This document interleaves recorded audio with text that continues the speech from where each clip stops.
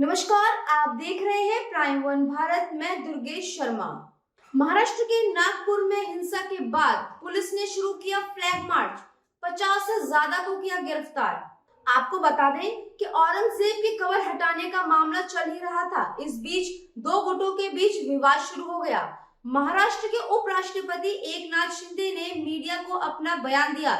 Media के सामने उन्होंने क्या कुछ कहा, सुनिए। नागपुर में जो दुर्घटना हुई है बहुत ही दुर्भाग्यपूर्ण है।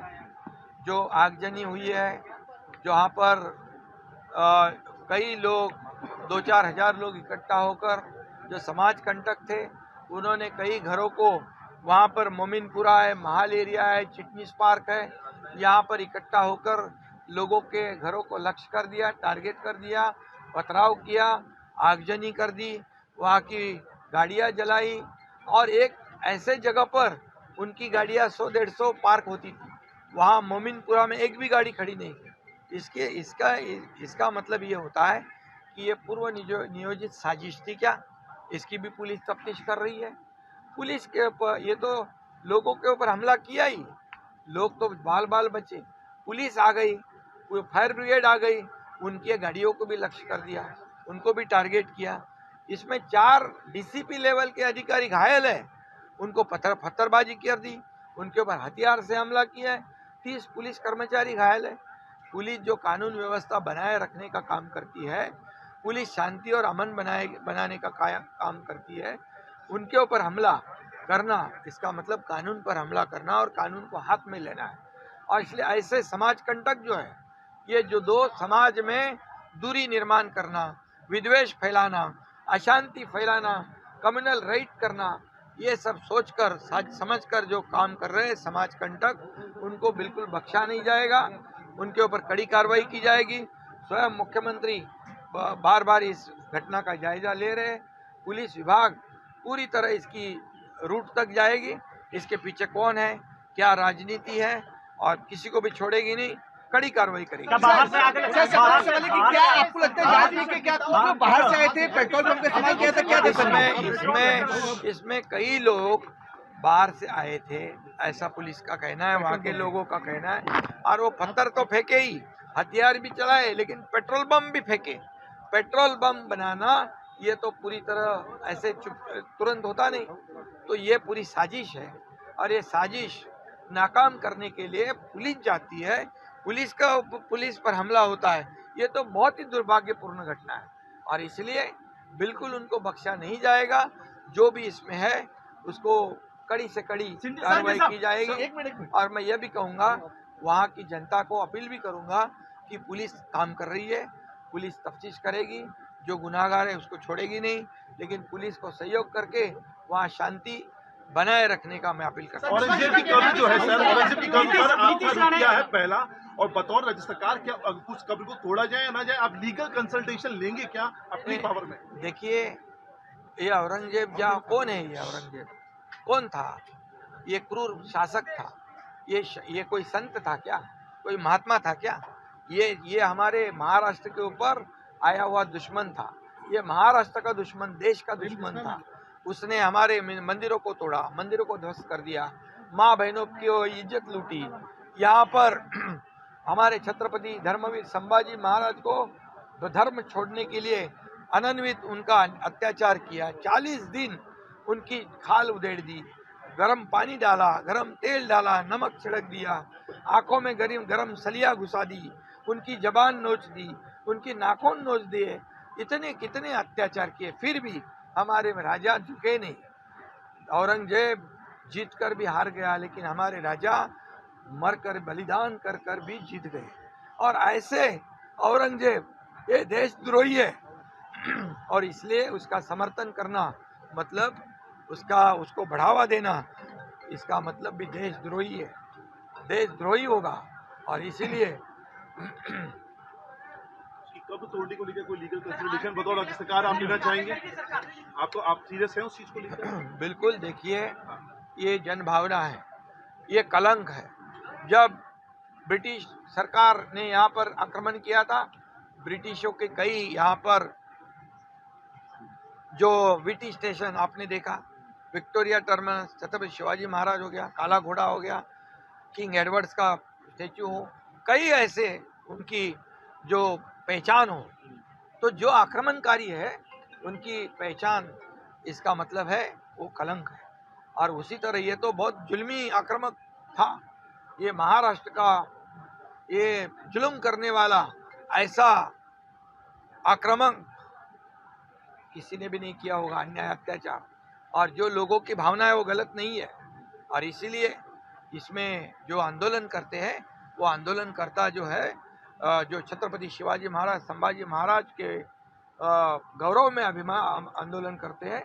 तो जो आंदोलन औरंगजेब के समर्थन में करते हैं, उन्होंने इतिहास पढ़ना चाहिए, उन्होंने छावा सिनेमा देखना चाहिए, संभाजी महाराज का जो शौर्यता का इतिहास पढ़ना चाहिए, फिर औरंगजेब का गुणगान गाना चाहिए, औरंगजेब का क्या कहते हैं महिमा मंडल करना चाहिए या नहीं करना चाहिए, सोचना चाहिए। मैं तो ये भी कहूँगा कि देश का सच्चा मुसलमान भी औरंगजेब का समर्थन नहीं करेगा। जो देशभक्त होगा वो नहीं करेगा, जो देशद्रोही होगा वही समर्थन करेगा। शिवसेना यूबीटी प्रमुख राज उद्धव ठाकरे ने नागपुर हिंसा पर अपनी तीखी प्रतिक्रिया जाहिर की। राज्य की डबल इंजन सरकार पर निशाना कसते हुए उन्होंने क्या कुछ कहा, सुनिए। मैं मुख्यमंत्री नहीं हूं, ना ही मैं गृह मंत्री हूं, तो मुख्यमंत्री जो है, मुख्यमंत्री जी को पूछो किसका हाथ है, क्योंकि आरएसएस का मुख्यालय वहां है। अब इनके कार्यकाल में वहां डबल इंजन सरकार है ना, महाराष्ट्र में और केंद्र में, तो डबल इंजन सरकार की असफलता है।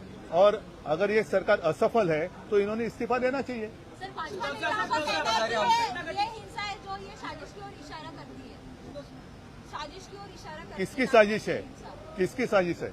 और इसलिए मैंने कहा कि जिसका जन्म गुजरात में हुआ था, ऐसा औरंगजेब, जब हमारे छत्रपति शिवाजी महाराज उनके पश्चात महाराष्ट्र के ऊपर उन्होंने आक्रमण किया था और महाराष्ट्र में उनकी कब्र बांधी गई।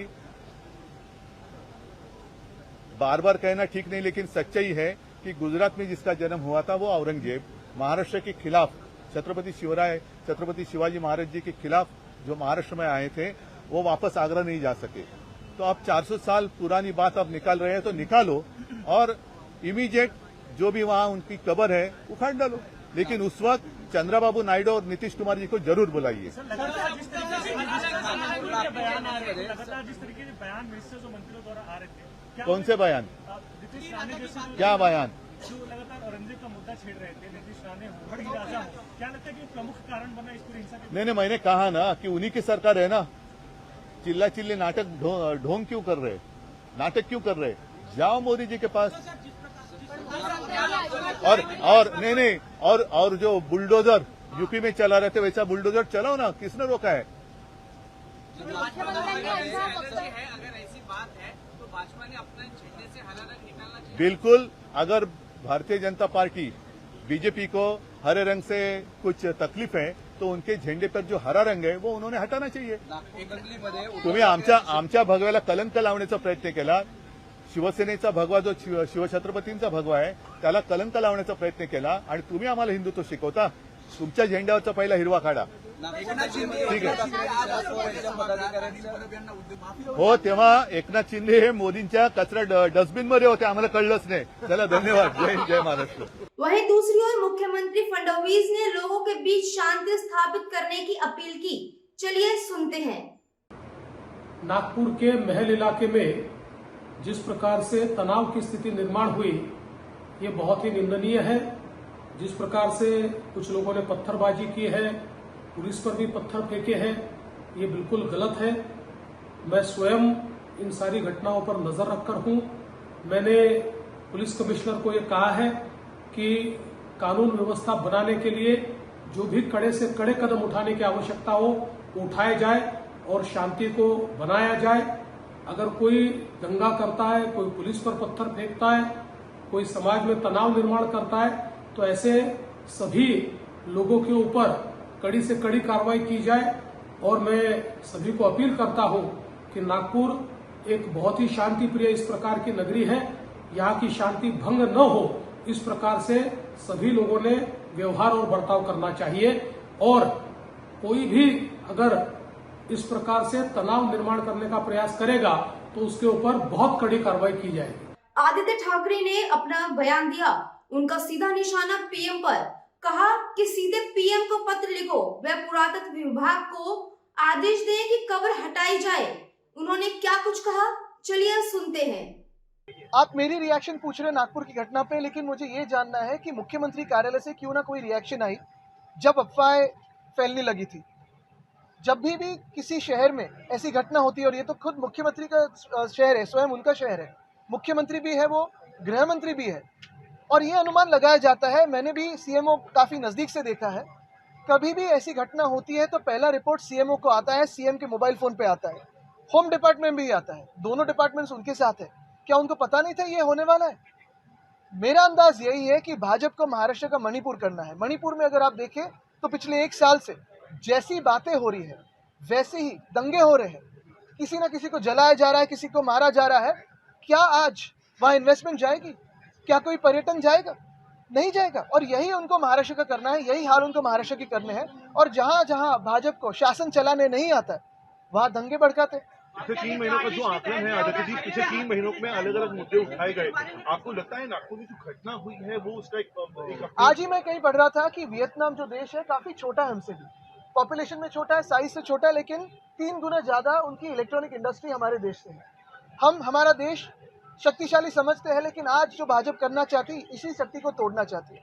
हमें धर्म में बांटना चाहती है, हमें जिलों में बांटना चाहती है, हमें जाति में बांटना चाहती है, ताकि अपनी ताकत जो है हम दुनिया को ना दिखा पाए। और खुद की जो सरकार चलाते हैं, एक तो फेलियर है। पिछले 3 महीनों में 4 महीनों में जब से नई सरकार बनी है तब से आप देख रहे हो अनगिनत रेप हो रहे हैं, अनगिनत अत्याचार हो रहे हैं, किसान आत्महत्या कर रहे हैं। केंद्र की सरकार जो शासन चला रही है, शायद आपको पता है, नहीं पता है, आप ही के माध्यम से मैं जानता हूं कि सेंसेक्स गिरते जा रहा है, निफ्टी पिछले 28 सालों में सबसे ज्यादा गिरा है तो अभी गिरा है। और ये सारी खबरों को छुपाने के लिए कब्र की बात हो रही है।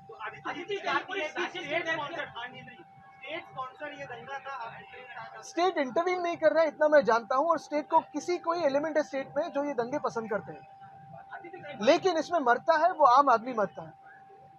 तकलीफ आम आदमी को होती है, नागरिकों को होती है। अगर आप देखें तो सारे के सारे भाजपा के मंत्री लीजिए या नेतागण लीजिए, उनके बच्चे जो है सारे परदेश में पढ़ रहे हैं या व्यवसाय कर रहे हैं।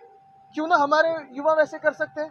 उनको तो यही फंसाया जा रहा है कि आज आप आंदोलन करो, आज इसके सामने नाचो, आज उस पर पत्थर फेंको, लेकिन कोई भी बात शिक्षण की नहीं कर रहे हैं, स्वास्थ्य व्यवस्था की कर रहे हैं। राजा से लेके जितने भी नेता हैं, खासतौर पर नीतीश राणे और तमाम लोगों के बयान आपने सुने होंगे, और खासतौर पर जब पिछले 1 महीने का सेशन है, इसी सेशन के दौरान औरंगजेब के बारे में ज्यादा चर्चा हुई है, बजाय की सारे के सारे लोग ये 300, 440 साल, 50 साल पुरानी बात कर रहे हैं।